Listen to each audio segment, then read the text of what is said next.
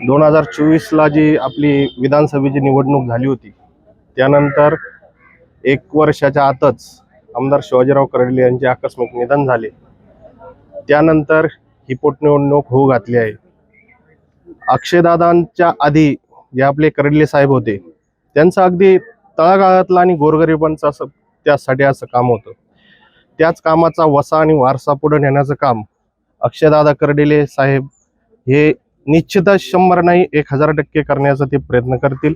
आणि जी कामाची खुबी आणि जी धमक आहे ती अक्षयदादांमध्ये निश्चितच आहे. त्यामुळे आमच्या गावाला नव्हे तर पूर्ण मतदारसंघातील जनतेला, गोरगरिबांना आणि जो पीडित आहे अशा लोकांना 100% अशी खात्री आहे की अक्षयदादांकडे कुठलंही काम घेऊन जा, ते निश्चितच 1000% काम होईल, याची गॅरंटी या मतदारसंघातील लोकांना आहे. आपल्या गावातील मतदार 100% अक्षयदादांच्या पाठीमागे राहतील. 1001%.